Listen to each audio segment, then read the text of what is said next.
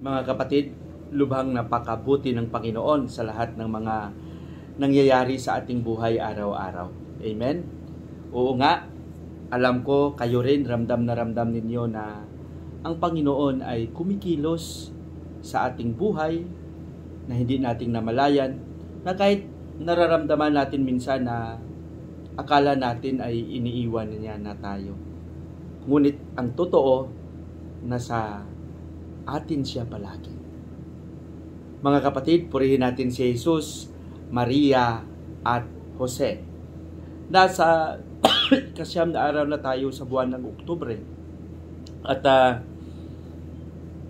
lubhang napaka-busy natin at marami tayong mga pinagkakaabalahan. Alam ko, dito sa ating mga gawain, marami tayong mga kailangan bigyan ng priority. Pero para sa akin, hindi ito maging hadlang upang hindi tayo makapagpaabot ng ating mga pagninilay. At kayo rin, maraming salamat sa inyong masigasig na pakikinig, masigasig na pagsusubaybay. Sana maging mabunga ang inyong araw at maging mabunga ang iyong pagninilay. Maraming salamat din sa inyong lahat na bumabati, nagpo-post ng inyong comment, at patuloy na nag-share, nagbabahagi ng vlog na ito. Sa inyong paraan, kayo rin ay naging instrumento upang maging misyonaryo na maiparating ang pagninilay na ito sa inyong mga kaibigan, sa inyong mga kakilala. Maraming salamat. Oktubre 9 na tayo, 2023, araw ng Lunes. Ang ating pagninilay sa araw na ito ay babahagi sa atin ni San Lucas, Kapitulo 10, versikulo 25 hanggang 37. Ano ba ang nilalaman ng ating ebanghelyo sa araw na ito? Dito napapansin natin, mga kapatid, na may isang dalubhasa sa kautusan na tumayo upang subukin si Jesus.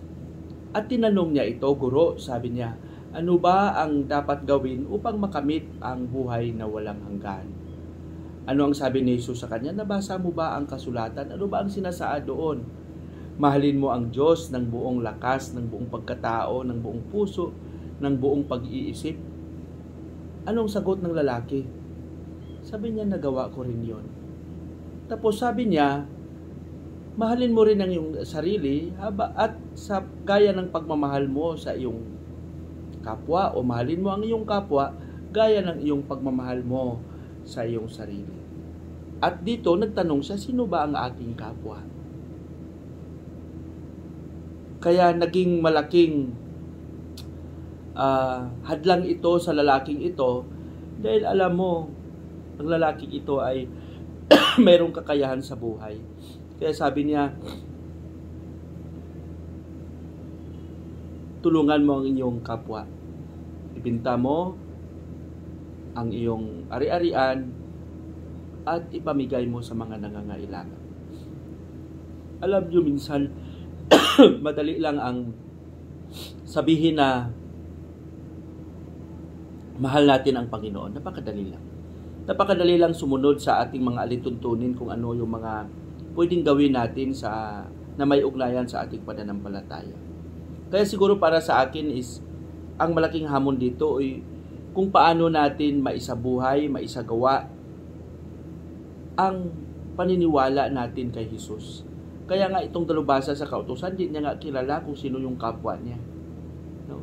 Siguro posible sa atin, hindi natin alam, marami rin sa atin ang hindi nakakilala ng mabuti kung sino yung ating neighbor, sino yung ating kapwa. Dahil sa konteksto nila, yung kanilang kapwa ay yung mga taong kilala lang nila. Yung hindi nila kilala, stranger yon, banyaga yon sa kanila. Mga kapatid, pagnilayan natin ito ng mabuti.